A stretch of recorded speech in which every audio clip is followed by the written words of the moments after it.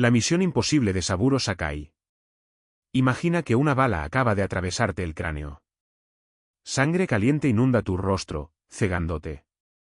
El lado izquierdo de tu cuerpo ya no responde. Está paralizado. La cabina del caza es un caos de cristal y metal retorcidos. Bajo tus pies, solo la interminable extensión azul del Océano Pacífico. Para cualquier otro, sería el fin. Un salto al vacío hacia una muerte casi segura o un último y desesperado ataque suicida. Pero para el suboficial de primera clase Saburo Sakai, la muerte no era una opción. No ese día. Ciego de un ojo, parcialmente paralizado y con la mayoría de sus instrumentos destrozados, este hombre pilotó su caza Shirou dañado durante casi 5 horas, cubriendo más de 1000 kilómetros para regresar a casa. Y no, esto no es el argumento de una película de acción.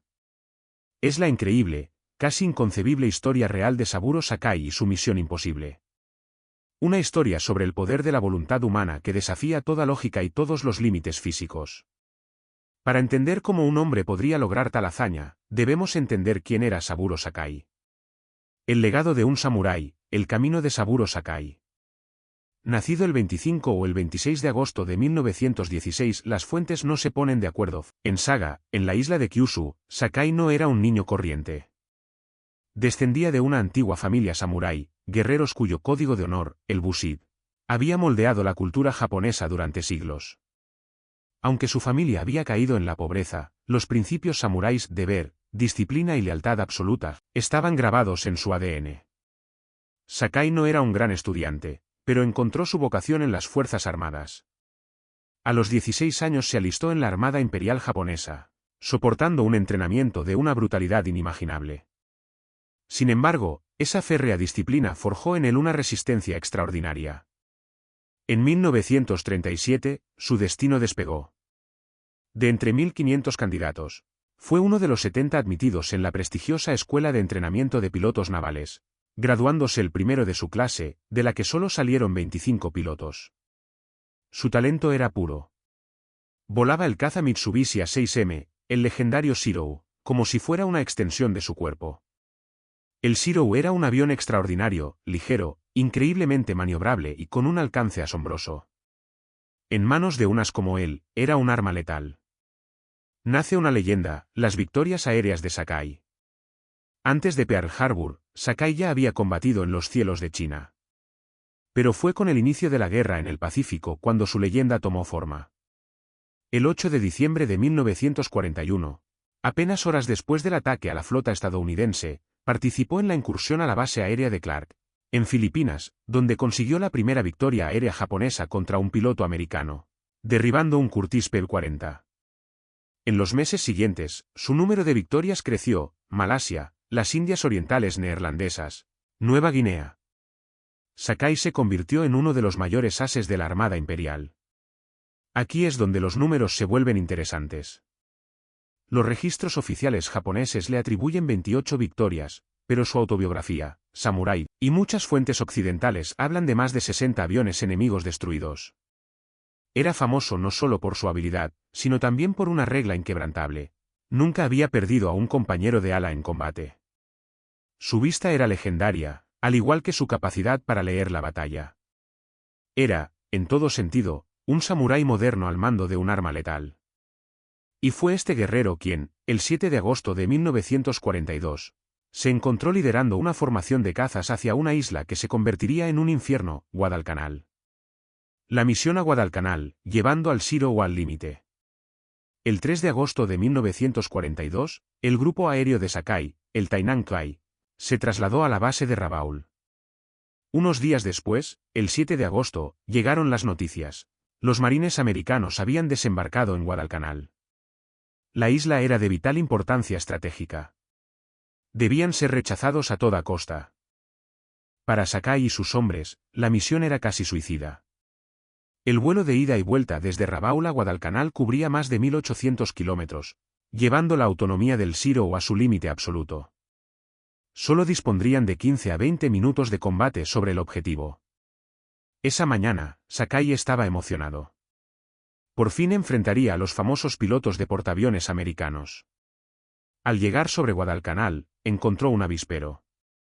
El cielo era un enjambre de aviones. Con la frialdad de un veterano, se lanzó a la refriega. Pronto localizó y derribó un caza F-4F Wildcat piloto de las James Cook Sutherland. Sakai creyó haberlo matado, pero en realidad, Sutherland logró eyectarse y salvarse. Pero no había terminado. El error fatal, el momento en que el mundo estalló. Poco después, Sakai avistó 8 aviones a distancia.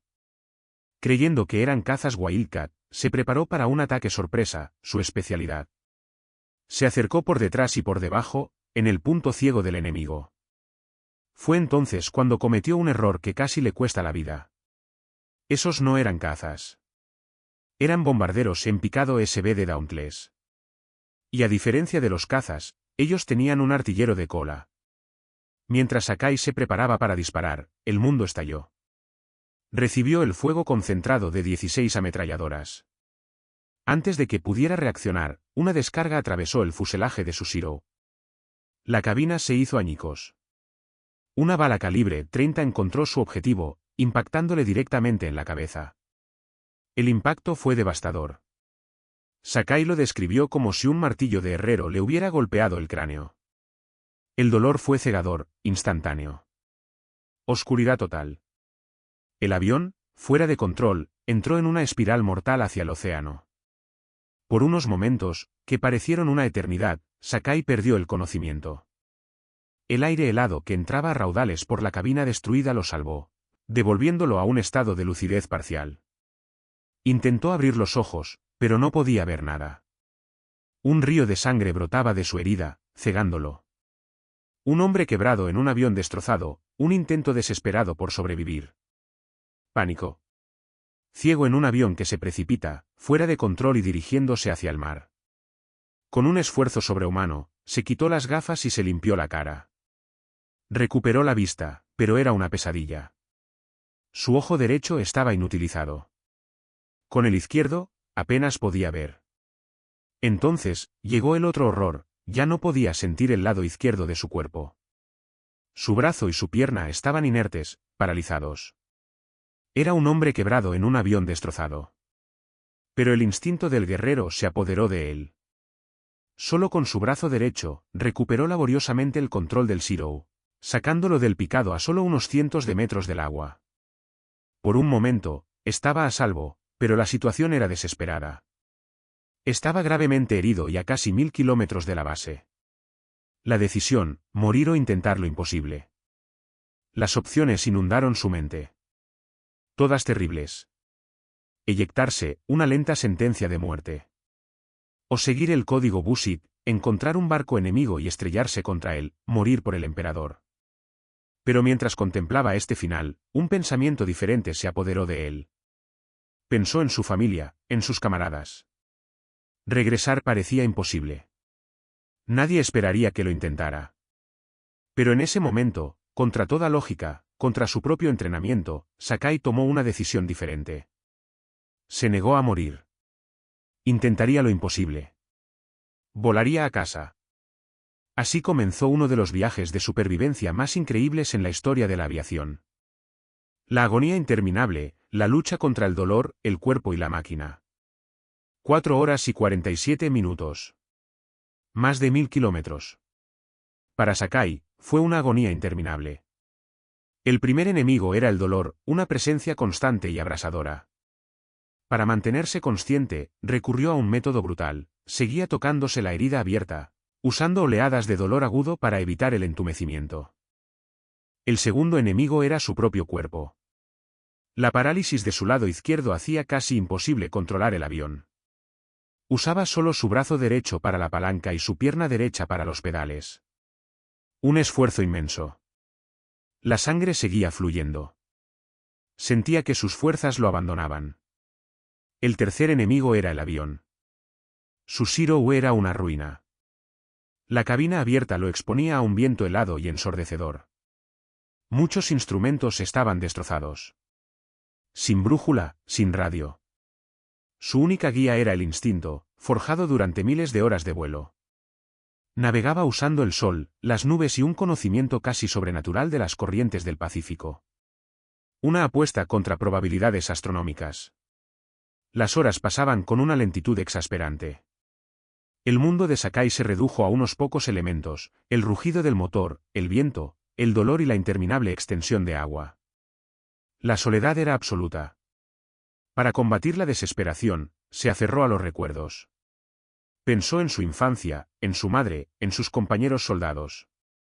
Esos pensamientos se convirtieron en el combustible de su voluntad. En un momento dado, se dio cuenta de que los tanques de combustible debían estar casi vacíos. Había volado mucho más de lo previsto. Cada minuto extra en el aire era un milagro. Sin embargo, siguió adelante. Ya no era una cuestión de habilidad, sino una batalla pura y simple de voluntad.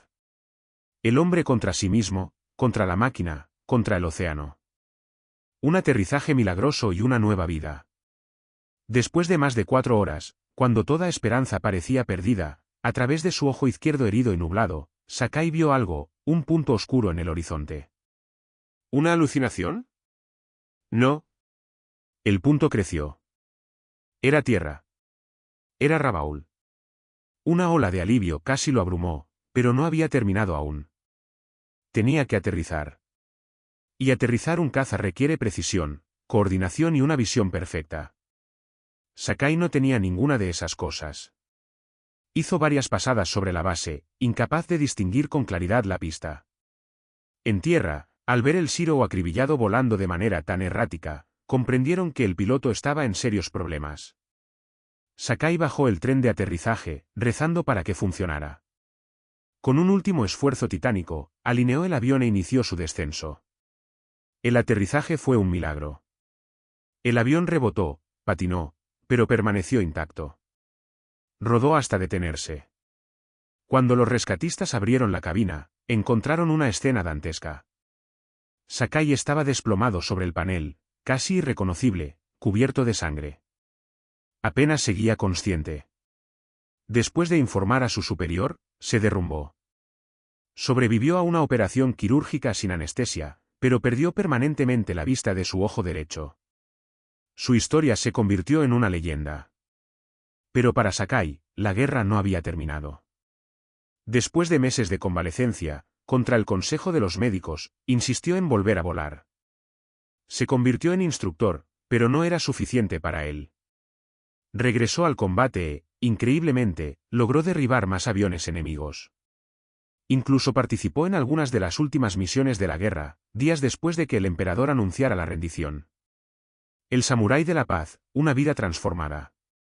Después de la guerra, Sakai cambió profundamente.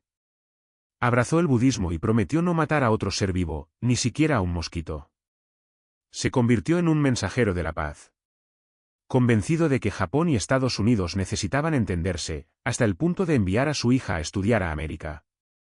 Se reunió con muchos de sus antiguos adversarios, construyendo relaciones de respeto y amistad. Su autobiografía, Samurai, se convirtió en un bestseller internacional, contando su historia al mundo. Saburo Sakai murió el 22 de septiembre de 2000, a los 84 años, después de ser invitado de honor en una cena en una base naval americana. Su vida fue un testimonio de las contradicciones humanas, un guerrero letal que se convirtió en un hombre de paz, un héroe nacional que encontró la humildad en la derrota. Una lección universal de fuerza de voluntad y resiliencia. Pero más que cualquier otra cosa, la historia de ese vuelo desde Guadalcanal sigue siendo una de las demostraciones más puras y poderosas de la resiliencia humana. Nos recuerda que incluso cuando el cuerpo está quebrado y todo parece perdido, el espíritu humano posee una capacidad casi ilimitada para resistir, y contra viento y marea, sobrevivir. La historia de Saburo Sakai no es solo una historia de guerra. Es una lección universal sobre la fuerza de voluntad. ¿Conoces otras historias increíbles de supervivencia o heroísmo olvidado? Escríbelas en los comentarios. Siempre estamos en busca de relatos extraordinarios. Si esta historia te ha conmovido y quieres explorar más hazañas como esta, te invito cordialmente a que te suscribas a mi canal. Juntos podremos descubrir más episodios asombrosos que desafían lo imaginable. Espero que esta traducción y adaptación sea exactamente lo que necesitabas.